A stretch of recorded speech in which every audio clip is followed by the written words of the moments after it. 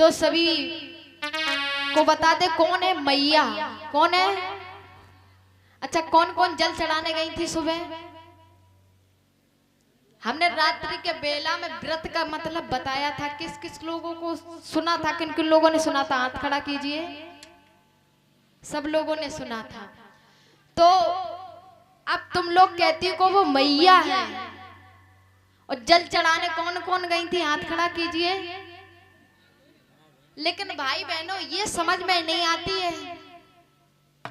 लाल चुनरिया लाल, बिंदिया लाल, टुकलिया लाल और रंगा लाल, ये सब किसकी निशानी है? खतरे की है कि नहीं?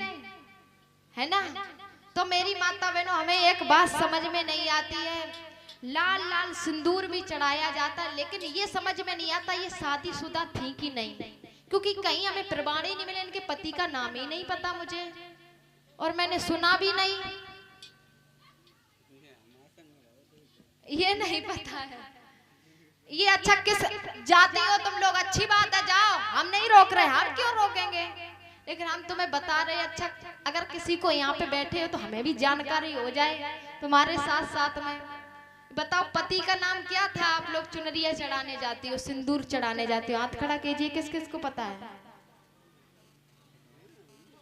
एक तो कहते हैं 9 कन्या, तो फिर चुनरिया क्यों चढ़ाई जाती है? सिंदूर क्यों चढ़ाया जाता है? कन्या ही है वो। समझने वाली बात है कि नहीं? है कि नहीं? आप ही लोग बताओ। पति का नाम पता है किसी को? पति कौन है? सिर्फ पूजना सिद्ध है कि चलो वो हरे राम कर रहे तो हम भी चले, क्योंकि ये हमारा ऐसा, ये हमारा भारत देश है। लेकिन पता है यहाँ पर दूध को बहाया जाता है और मूत को पिया जाता है।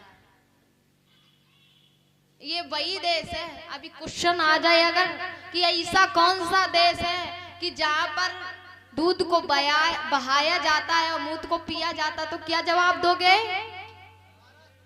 भारत देश। तो आप पूछो कैसे है? मूत को आप कहिए हम तो मूत पीते नहीं है, लेकिन भैया मैंने सुना है ये पतंजलि का जितना भी सामान आता है उसमें सब गाय का मूत्र होता है। बोलिए तथागत बुद्ध की, बोली बाबा साहब जी की।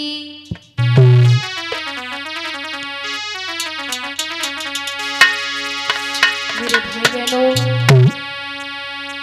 आप लोगों को बताएं, मैंने अभी कहा कि यादव भैया कहते हैं कि हम बड़े हैं, चमार भैया कहते हैं कि हम बड़े हैं, लेकिन भाई बहनों तुम्हें नहीं पता वर्ण 4 है, 4 वर्ण, ब्राह्मण और क्षत्रिय और वैश्य और शूद्र। और ये जो बाकी के हैं पासी, मुरो, मौर्य, काची, चमार, जाटव, अहीर, गडरिया, जो भी है सब किसमें आते हैं? किसमें आते हैं? शूद्र में। लेकिन भाई बहनों ये लोग बड़े क्यों समझे? कुछ समझ में नहीं आ रहा। ये जो कथा चल रही है ये सभी की चल रही है, लेकिन भाई बहनों बस यही भेदभाव है। भले ही बाबा साहब संविधान सबको बराबर करके गए, लेकिन जातियां अभी भी नहीं मिटी हैं। और जिस दिन यहाँ से जातियां मिट जाएंगी, वहां ये हमारा अपना भारत देश तरक्की की ओर चला जाएगा। क्या करें भैया, गलती भी तो नहीं है, सरकार भी तो हिंदू राष्ट्र बना रही है। शिक्षा की ओर ना ले जा करके पाखंड की ओर ले जा रही है मेरी माता बहनों, ताकि ये भारत अनपढ़ का अनपढ़ ही रह जाए। मेरे भाई बहनों, बाबा साहब जी ने अपने जीवन में बहुत संघर्ष किया, तब जाकर के 18-18 घंटे पढ़ाई करके हमेशा पता बाबा साहब ने बौद्ध धर्म की दीक्षा क्यों ली? बाबा साहब जी ने कहा था कि मेरा जन्म तो हिंदू धर्म में हुआ है, लेकिन मैं हिंदू धर्म में मरूंगा नहीं। पता है वो कौन सा धर्म में मरे थे? पता है? किस किस को पता? हाथ खड़ा कीजिए। किसमें? बौद्ध धर्म में। बौद्ध धर्म की क्या पहचान? एक बौद्ध ही धर्म ऐसा है जिसमें मानव मानव एक समान समझा जाता है मेरी माता बहनों। तभी तो बाबा साहब जी ने कहा था, क्योंकि हम चले भी जाएंगे तब भी यहाँ से जातियां नहीं मिटेंगी, और क्योंकि बरड़ बने हुए हैं, लेकिन हम आप लोगों को इतना कह रहे हैं, हमारे बहुजन समाज के लोगों, आप लोग के लिए एक बौद्ध धर्म दे रहे हैं, उसको अपनाना और आगे की ओर जाना और तरक्की की ओर जाना, अपने बच्चों को शिक्षित करना, संगठित करना, फिर संघर्ष करना। मेरे भाई बहनों, इसलिए सभी लोगों को बौद्ध बनना है। और बाबा साहब जी ने आखिरी संदेश में कहा है, बड़ा प्यारा सा गीत, कि बने जाओ तुम्हें बौद्ध बाबा कह गए, बने जाओ तुम्हें बौद्ध बाबा कह गए।